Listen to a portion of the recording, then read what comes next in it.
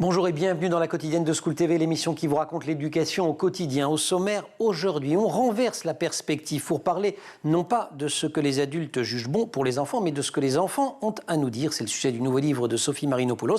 Elle est l'invitée du Grand Oral. L'anti-sèche de Cécile Fournier. L'anti-sèche, vous le savez, c'est la façon dont l'actualité résonne dans les programmes. Une anti-sèche un peu spéciale aujourd'hui. On va parler de la question de la notation et poser cette question. Peut-on évaluer sans humilier? Tiens, on la posera aussi à Sophie Marinopoulos. L'heure de la récré, toujours avec Cécile, une récré pieds sur terre et tête dans les étoiles avec ce formidable site internet de la NASA. Et puis rendez-vous en fin d'émission avec le cours particulier de Marie-Olivier, un portrait de pédagogue aujourd'hui, celui de la hongroise Terén Brunsvig. Ça se passe à la fin du XVIIIe siècle. La quotidienne de School TV, c'est maintenant, c'est parti, Grand Oral. Et si les enfants, même les tout petits, avaient quelque chose à nous dire sur la façon dont on fait société? C'est l'hypothèse du passionnant nouvel essai de la psychologue et psychanalyste Sophie Marinopoulos.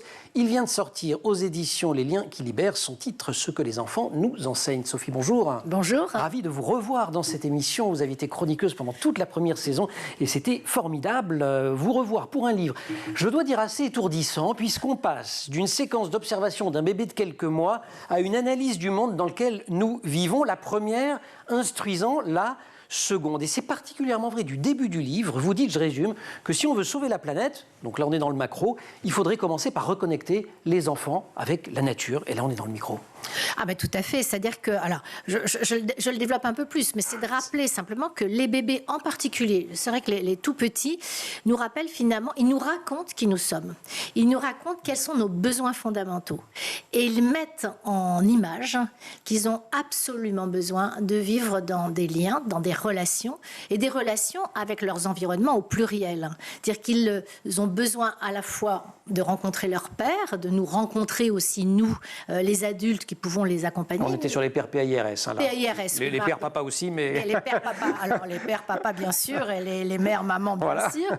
Mais ils ont aussi besoin de rencontrer le monde qui les entoure. Or, les enfants d'aujourd'hui sont coupés de ce monde. Ils ne le connaissent pas. Et d'ailleurs, j'ai commencé le livre avec... Oui, vous revenez, j'allais vous demander de la raconter rapidement, cette épopée de ces enfants amérindiens perdus dans la jungle après un accident d'avion et qui ont survécu. C'est ça. Et vous dites, au fond, on a été très surpris vu l'Occident, mais alors les Amérindiens, ils avaient ce vocabulaire-là. Voilà, donc ces 4 enfants, l'avion s'est écrasé dans la jungle, les 4 sont miraculeusement, on va utiliser notre mot occidental, c'est du miracle, ils ne sont pas décédés, et entre 11 mois et 13 ans, ils sont 11 mois le plus jeune, on imagine, et 13 ans l'aîné, ils vont pendant un mois errer dans la jungle et ils vont revenir vivants. Et quand on s'est mis à dire mais ils sont miraculés, le peuple amérindien a dit mais pas du tout, qu'est-ce que c'est que ce mot? Ils sont absolument pas miraculés. Ils ont d'accord, c'est des survivants. Nos enfants sont élevés, sont éduqués avec la forêt, ils sont la forêt, ils connaissent la forêt et ça m'a beaucoup intéressée puisque ces enfants, l'éducation les amène à penser le monde, à vivre le monde d'une manière synesthésique, c'est-à-dire avec tous leurs sens. Ça, c'est tous les travaux des neuroscientifiques qui nous ont montré, même si on en avait un peu commencé à y penser, il n'empêche qu'ils nous ont démontré à quel point c'était important et à quel point l'humain, le bébé humain, puisque quand on parle des bébés, on parle de nous, hein, les bébés humains, ils ont cette aptitude extraordinaire à décrypter le monde. Et les bébés amérindiens, les enfants amérindiens, je vais faire très vite, ils ont été capables de lire la forêt. Voilà. C'est-à-dire qu'ils se sont nourris de la culture de la forêt. Mais de la lire pas seulement avec leurs yeux, parce que ce que vous dites, c'est que nous, on est très fort pour ce qui est d'éduquer par le regard, par la vue, mais pas le reste du corps. Alors, ce qui est absolument dingue, c'est que nous, dans notre éducation, on atrophie nos enfants dans leur potentiel. C'est-à-dire qu'on va leur dire très vite... assieds-toi et regarde. C'est-à-dire qu'on va les entraver dans leur mouvement.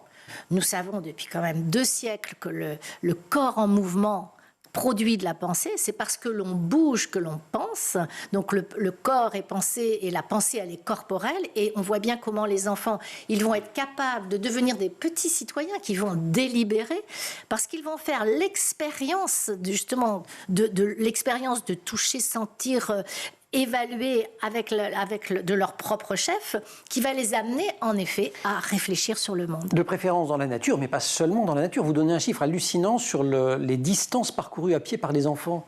Oui, bon, ça alors c'est pas de moi, mais il y a des chercheurs qui ont observé qu'en un siècle, finalement, autrefois, un enfant de 8 ans, il pouvait s'éloigner à 15 km de chez lui. Nos enfants aujourd'hui, à 300 mètres, c'est la panique. C'est la panique globale. Je pense qu'on appelle... On appelle les pompiers pour les rechercher. Ou la police. Donc, c'est pas inintéressant de dire, mais finalement, nos enfants ont perdu la marche. Ils ont perdu la marche main dans la main. Ils vont pas à l'école à pied, nos enfants. Et on les dépose. On les dépose, on les éjecte. On les éjecte. Bon, sauf les tout petits quand même, on les emmène, on les tient par la main. Mais bien sûr. Quand les enfants sont privés de cette expérience, pardon, je suis obligé de résumer beaucoup votre propos, mais le livre est extrêmement riche. Quand ils sont privés de cette expérience, de ce lien notamment avec la nature, vous dites que ça va être beaucoup plus compliqué de faire émerger un esprit écologique. Alors on demande à nos enfants d'être des écologistes, donc de protéger la planète, de prendre soin de notre Terre, sauf qu'ils ne la connaissent pas. On ne peut pas se soucier de ce qu'on ne connaît pas. On ne peut pas prendre soin de ce qu'on ne connaît pas. Et c'est la raison pour laquelle je fais une association entre la Terre et les enfants, c'est-à-dire que plus ça va, moins nous prenons le temps de comprendre qui sont nos enfants, quels sont leurs besoins fondamentaux, de même qu'on ne prend pas le temps d'observer cette terre, qu'est-ce qu'elle nous apporte, pourquoi il ne faut pas la piller, pourquoi on peut s'en nourrir mais pas la piller. Mais si on a tissé un lien avec elle, on va quand même penser les choses différemment. L'esprit écologiste, je vous cite, n'est pas fondé sur des raisonnements mais sur des expériences. Ce n'est pas une information mais une connaissance tirée d'un vécu. Il n'y a pas à défendre la terre mais à vivre avec elle. Extrait donc de Ce que les enfants nous enseignent de Sophie Marinopoulos. Ça vient de sortir aux éditions Les Liens qui libèrent. Vous aurez compris qu'on vous en recommande la lecture et on retrouve Sophie Marinopoulos juste après l'Anti-Sèche, Cécile Fournier. Anti-Sèche un peu spécial. Cécile, bonjour. Bonjour. Un peu spécial puisqu'on part d'un compte Instagram aujourd'hui. On va pas vraiment parler des programmes, on va plutôt parler de ce qui se passe une fois qu'on a suivi le programme ou pas, c'est-à-dire le moment de l'évaluation. Et vous étiez tombé sur le compte Instagram d'un prof d'histoire géo qui a une façon différente de noter. Oui, il s'appelle Geoffrey, il est papa de 2 enfants. Il a eu cette idée ingénieuse de créer des stickers qui ont pour but de dédramatiser la note écrite en rouge désagréable. Donc il a créé des stickers, par exemple, excellent travail ou que s'est-il passé, des trucs un peu plus gentils. Mais avec des images rigolotes, quoi. Voilà, pour un peu dédramatiser. Et d'ailleurs, il vend ces stickers sur son site internet et d'autres choses pour les profs. Il n'y a pas de petit profit. D'autres choisissent la voix VOIX. Oui, alors ça c'est un site qui s'appelle monoral.net qui permet d'enregistrer un message de 20 minutes maximum. Cela génère un document MP3 ou un QR code et certains profs aujourd'hui l'utilisent. En fait, ils enregistrent leurs commentaires, ils collent ce QR code sur la copie de l'élève et ainsi l'élève a le commentaire du prof. Et c'est un peu moins dur que juste la note comme ça, sèche, sans explication. C'est plus sympa, on peut mettre le ton. On peut mettre de l'ambiance aussi, on peut chanter, ou je ne sais quoi. Tout cela, ça pose la question de notre système de notation. En France, il existe depuis la Troisième République, c'est la fin du 19e siècle. Voilà, c'est ça, et c'est un système d'ailleurs qui n'est pas spécialement plébiscité. Alors, selon une étude du Centre national d'études des systèmes scolaires et du CREDOC datée de 2022, il y a seulement 47% des parents qui désignent la note comme l'indicateur qui rendrait le mieux compte des efforts de leur enfant à l'école. C'est pas la majorité, on l'aura compris. Aux autres chiffres, 46% des lycéens pensent qu'il y a trop d'évaluations notées et 64% estiment que cela génère un stress supplémentaire. Et c'est vrai que notre système de notation est régulièrement pointé du doigt. Il est jugé trop subjectif, inégalitaire. Les mauvaises notes favoriseraient le désengagement scolaire, auraient tendance aussi à favoriser les apprentissages superficiels parce qu'on apprendrait qu'au moment d'avoir le contrôle et pour la note, en fait. Et oui, c'est le learn to test dont parlent beaucoup les Américains. Beaucoup de personnes ont quand même essayé ces dernières années de s'en débarrasser. Oui, alors la question de la suppression des notes a été déjà posée en 1968 lors d'un colloque à Amiens au cours duquel le ministre... Vous en souvenez? Le colloque d'Amiens, bien sûr, j'y étais. Alain Perfit, qui propose que ce système soit terminé et soit remplacé par un système de lettres, de A à E. Bon, ça reste une évaluation notée quand même. Son successeur, votre ami Edgar Faure, en 1959, signe un décret dans ce sens. Ça ne sera pas suivi. Et en 1971, on reprend la note sur 20, en fait, qui refait son apparition. Il y a eu des mouvements plus récents. En 2010, il y a eu une pétition qui est signée par pas mal de monde. Voilà, 20 personnalités, dont Boris Cyrulnik, Daniel Pénac, Marcel Ruffo, que nous avons reçu sur ce plateau, avaient signé un appel pour réclamer la suppression des notes à l'école élémentaire, ce à quoi le ministre de l'Éducation de l'époque, Luc Châtel, avait mis une fin de non-recevoir. Ensuite, Vincent Payan à son tour ministre, a voulu faire évoluer le système de notation.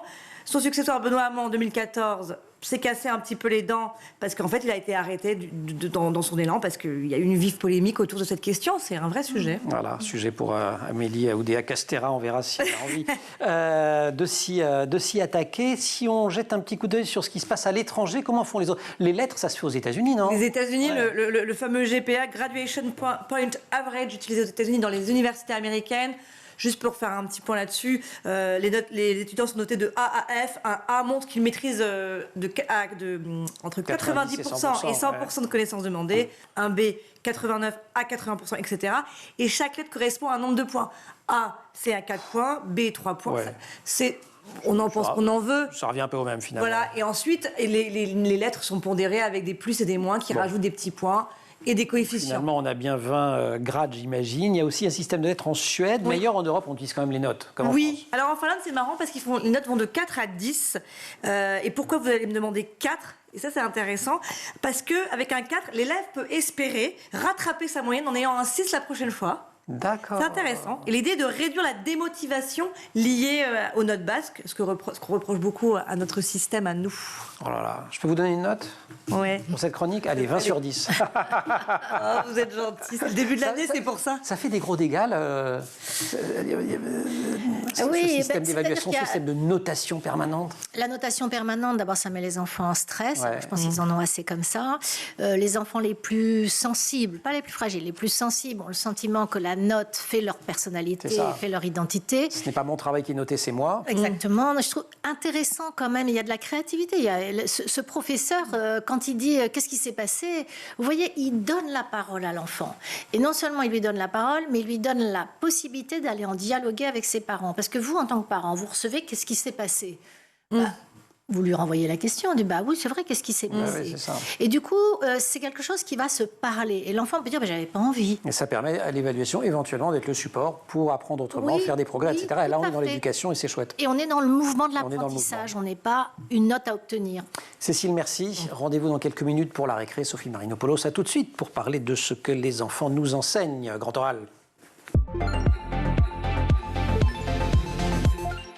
Les enfants ont été mes enseignants, ils m'ont mené sur le chemin du questionnement, de l'inconfort, de la surprise, mais aussi de la joie et de l'émerveillement. Citation extraite donc de ce que les enfants nous enseignent, le nouveau livre de Sophie Marinopoulos aux éditions Les Liens qui libèrent. Vous-même d'ailleurs, votre rencontre avec ce qui est devenu finalement votre métier, ça s'est passé comment ?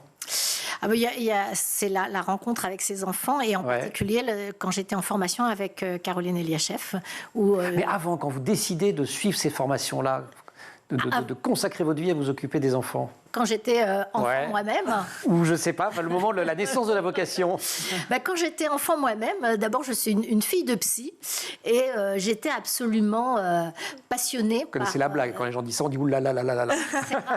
C'est grave, docteur. Je pense que c'est grave, il faut un petit peu de folie quand même pour être psy. Parce que quand on connaît sa folie, on peut enfin essayer d'aider les autres. Stabiliser, et voilà, il ne faut pas être fou soi-même, il faut l'avoir réglé. Oui, déjà enfant, j'étais dans cette observation de cette profession, mon père était un passionné. Je crois que c'est cette passion aussi qui m'a passée. La passion de recevoir, la passion d'aider. Et il y avait aussi une dimension extrêmement mystérieuse, puisque donc nous n'avions pas accès aux consultations. Bien sûr, nous étions les enfants. On partageait une porte d'entrée avec mon frère pour rentrer dans la maison. Et cette porte faisait que le cabinet de mon père était au tout début de la maison. Donc nous, il fallait qu'on traverse sans bruit. Et on pouvait commencer à s'exprimer quand on était de l'autre côté de la porte. On n'entendait jamais rien. Donc moi, toujours de tendre l'oreille. Alors, je connaissais parfaitement bien les patients de mon père au niveau de leur sensorialité, parce que je les entendais tousser. Alors, je savais le monsieur qui toussait, la dame qui sonnait nerveusement. Voilà, je les connaissais, vous voyez, sur ce mode-là. Et vous-même, vous étiez une enfant, vous dites dans le livre que l'enfant que j'étais serait décrite aujourd'hui comme instable, affligé de problèmes d'attention. Il y a fort à parier qu'on m'accolerait un certain nombre de troubles 10. Ah là là, j'aurais beaucoup de 10. Et pas des 10 sur 10. Pas des 10 sur 10, mon cas serait très grave. Oui, et je parle de cette scène familiale d'ailleurs, où je dis que ma mère, quand j'étais petite, venait me border le matin. Elle venait le matin, le soir, elle venait me border. À l'époque, on avait encore des draps. Donc aujourd'hui, on a des couettes. D'ailleurs, je pense que la question de l'autorité a disparu avec l'apparition de la couette, puisque nous n'allons pas Parce que quand on borde, on protège, on contient surtout. On contient et on enveloppe. Et ma mère ne faisait pas que me border le soir, elle me le bordait toute la journée. J'étais une enfant en effet agitée, difficile, et elle avait pris comme responsabilité, elle était une mère inexpérimentée, sa responsabilité, c'était de me border tout au long de la journée, c'est-à-dire de s'occuper de mes débordements. Et elle ne se laissait pas déborder par mes débordements. Et le bordage, c'est ça la question de l'autorité. C'est-à-dire que c'est ce moment où on vous dit, on dit à l'enfant, voilà, ça, c'est ce que je t'autorise à faire. Il y a de l'autorisation dans l'autorité et une délimitation. Et ça contient, et ça permet à l'enfant de se dire, dans cet espace, je peux grandir. Et aujourd'hui, on a complètement perverti la question de l'autorité. On l'a résumé beaucoup, on va y aller direct. Il y a eu une grosse polémique au printemps dernier autour de la question du time-out, va dans ta chambre, et on l'a traité en disant je suis pour, je suis contre, sans interroger ce qu'il y avait derrière. L'autorité sur le versus punir, dresser, redresser, rendre docile. Alors là, on est avec Foucault, l'orthopédie sociale, on n'a qu'à le relire, ça va nous faire un peu de bien. Rien de nouveau. Donc, et ça, c'est dramatique. On n'a pas envie que nos enfants soient dociles. On a envie qu'ils pensent, qu'ils délibèrent, qu'ils soient des citoyens, qu'ils sachent contester, qu'ils aient un esprit critique. Donc, bien sûr que non. On a envie de les contenir, les aider à grandir, les guider. Et surtout, nous, le monde des adultes, on doit prendre cette responsabilité. Ça ne concerne pas que les parents. Nous sommes tous en responsabilité. On peut l'être dans une entreprise, on peut l'être avec nos collaborateurs. On peut l'être comme vous, comme professionnel de l'enfance. Border, être bordé, se border, c'est le chapitre 4 du bouquin, je le précise. Parce qu'il y a tout un chapitre sur cette question-là. Mais je le précise pour changer un tout petit peu de sujet, parce que ce métier que vous pratiquez, on le maltraite. Et ça, vous le dénoncez aussi dans le livre. Vous l'avez refusé, vous avez démissionné et vous avez créé un lieu d'accueil solidaire des familles tout à fait atypiques qui s'appelle les pâtes au beurre. Il y en a plusieurs en France, notamment à Paris, mais il y en a en Belgique, il y en aura bientôt en Suisse. Dites-nous un tout petit mot. Pourquoi on s'occupe si mal que ça au plan institutionnel des enfants aujourd'hui ? Non, mais l'institution, vous avez tous entendu parler de l'arrivée du management dans le monde de la santé. C'est ce qui nous est arrivé, où on a commencé à nous prolétariser, dans le sens d'Hannah Arendt, c'est-à-dire on a commencé à nous dire ce qu'on allait devoir faire. On n'avait plus notre créativité. Nous ne pouvions pas dire, avec cet enfant, je vais rester 50 minutes parce qu'il a besoin de 50 minutes, et avec celui-là, 30 minutes, et celui-là, peut-être 1h30. Donc, il fallait que tout rentre dans des tableaux Excel. On a normé. À partir de ce moment-là, nous n'étions plus dans un lien de soins, ce n'était plus possible. Et là, j'ai refusé, c'est vrai. Je me suis mis dans une posture de dire bien non. Et j'ai décidé de troquer mon bureau contre une cuisine. Et aujourd'hui, nous sommes des psys qui recevons dans une cuisine. C'est gratuit, c'est anonyme, c'est sans rendez-vous. Les parents ont juste à pousser la porte. Quand on sait à quel point la question de la santé mentale n'est pas prise en compte par nos politiques de santé publique, ça devrait être beaucoup de lits fermés. Un exemple, moi, mes collaborateurs et mes collègues psy qui m'ont rejoint, je suis très admirative de ce temps qu'ils donnent dans ces cuisines partout en France et en Belgique et bientôt en Suisse pour dire nous allons prendre soin de nos enfants, parce que prendre soin de nos enfants, c'est prendre soin de la société. Et vous décrivez dans le livre quelques exemples de séances ou de situations, parce qu'il n'y a pas que la cuisine, il y a une autre pièce à côté, il y a tout un jeu qui se... concept autour des pièces. Il y a tout un jeu qui se noue, y compris à travers cet espace et le positionnement des parents. Nos bébés, les enfants, ceux qui ne parlent pas encore, constituent à eux seuls un courant de pensée sans égal. Il irrigue ce que les enfants nous enseignent. Le nouvel essai de Sophie Marinopoulos, c'est aux éditions Les Liens qui libèrent. On se retrouve juste après la récré.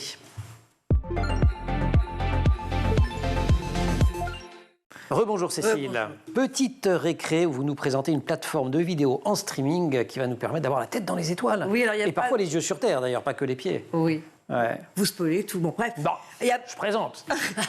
J'aguiche, je tease. Il n'y a pas de série, vous avez compris, il n'y a pas de film, c'est des documentaires en réalité, des vidéos mises en ligne gratuitement par la NASA. Elle a développé sa plateforme qui s'appelle NASA+, qu'on retrouve sur plus.nasa.gov. Je vous laisse découvrir quelques images. It's a new era of pioneers, star sailors, thinkers, and adventurers. 3, 2, 1, 0, all engine running. Let's go.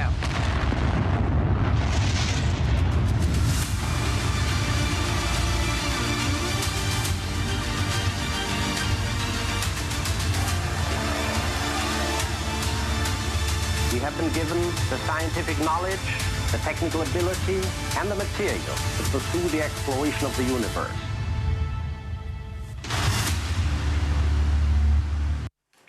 Ok, ils ont vu l'étoffe des héros et tous les bons films. Hein, c'est envie, hein.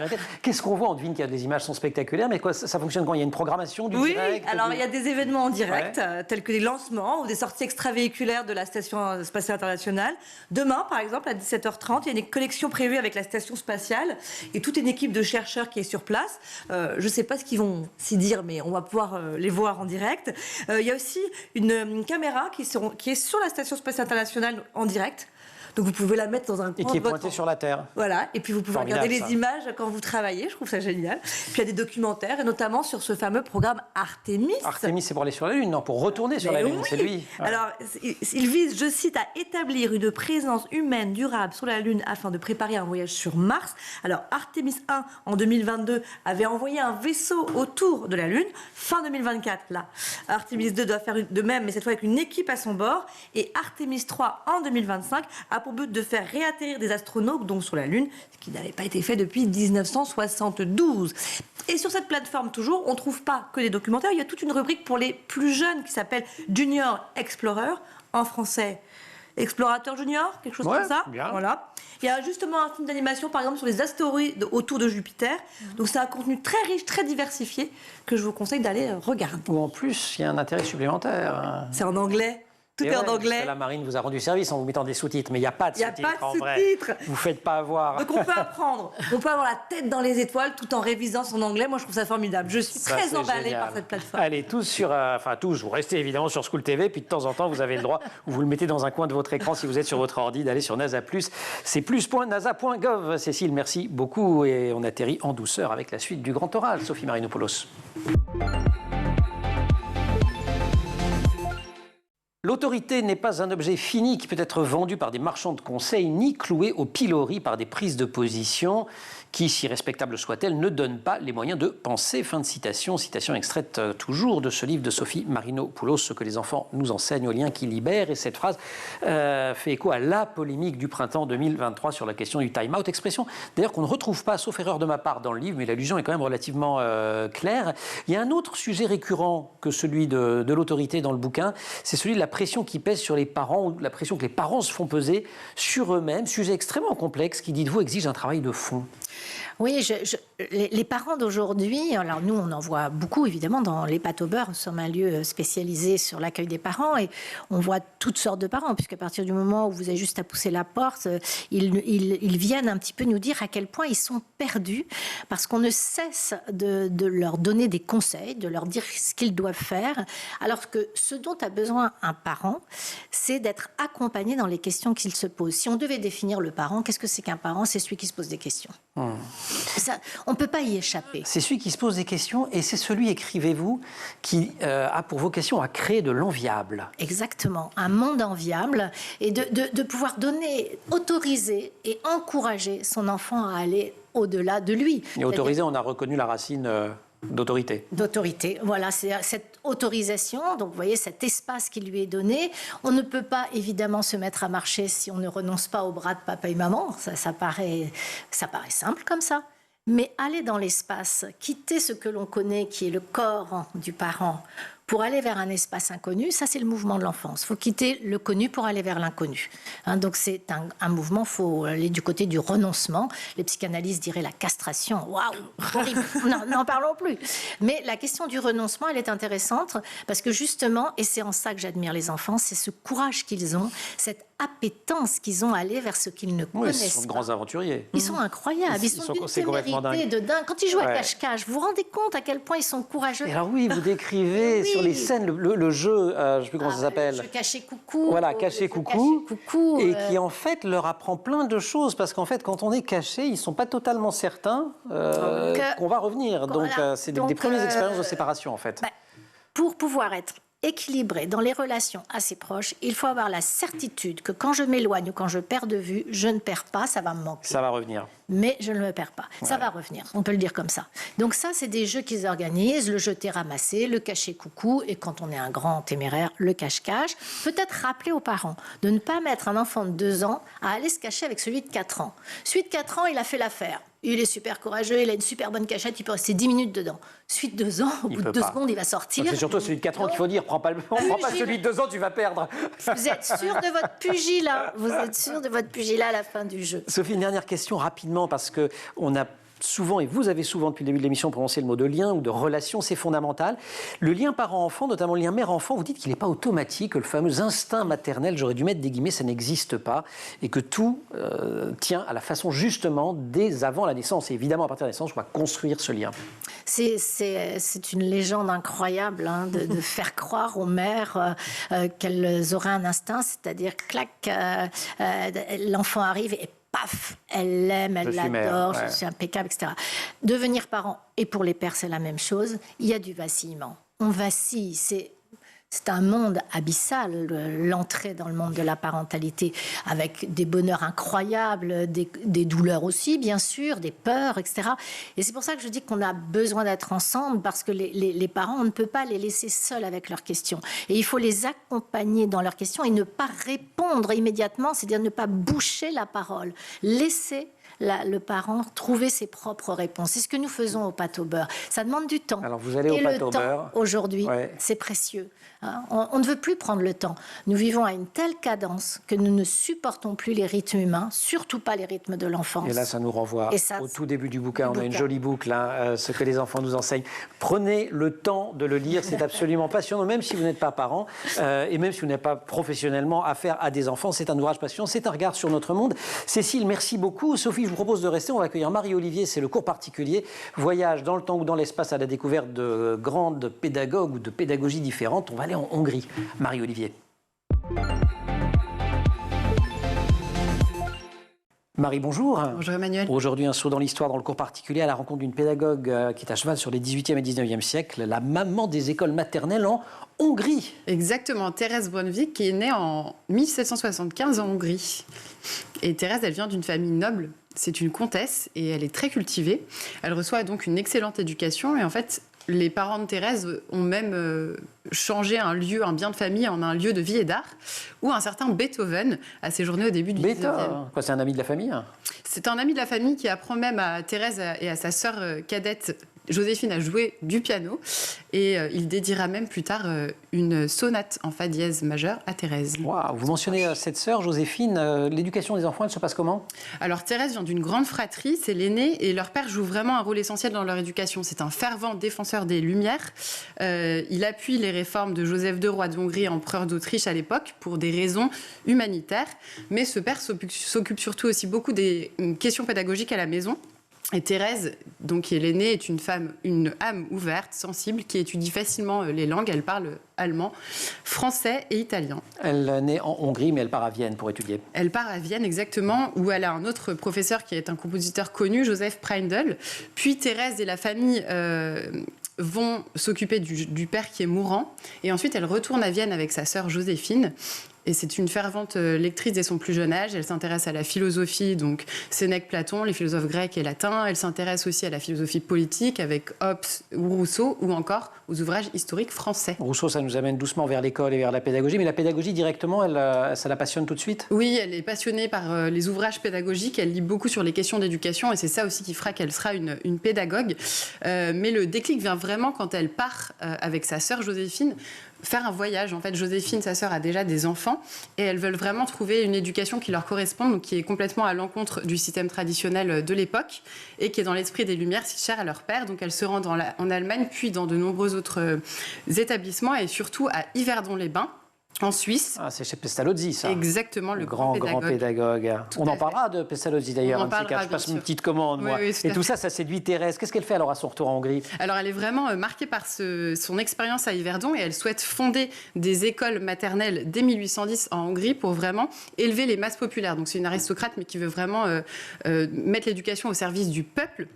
En 1825, les autorités hongroises formulent des idées qui sont semblables aux siennes. Donc, c'est vraiment le moment où elle en profite pour fonder la première école maternelle à Buda en 1828 qui s'appelle le Jardin d'Ange. Et elle souhaite généraliser ces écoles maternelles. Oui, elle souhaite généraliser, mais c'est compliqué. Elle n'a pas toujours le soutien des autorités, loin de là. Mais elle est persuadée que c'est vraiment utile d'ouvrir des écoles maternelles. Donc elle persévère, elle se forme elle-même à des ouvrages pédagogiques et elle fonde une association pour généraliser ces écoles maternelles.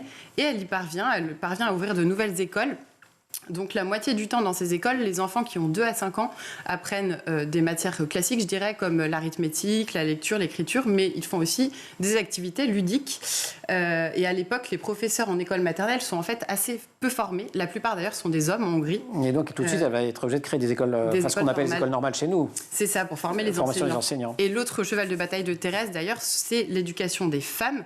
Donc elle inspire notamment de grandes figures de l'éducation en Hongrie qui vont vraiment contribuer à l'éducation des femmes. Et elle souhaite aider les femmes pauvres en particulier et les former à des métiers. Elle fonde d'ailleurs des écoles d'apprentissage. D'un mot, l'héritage de Thérèse Brunswick. Elle s'est livrée corps et âme à ces 2 combats éducatifs, les écoles maternelles et l'éducation des femmes.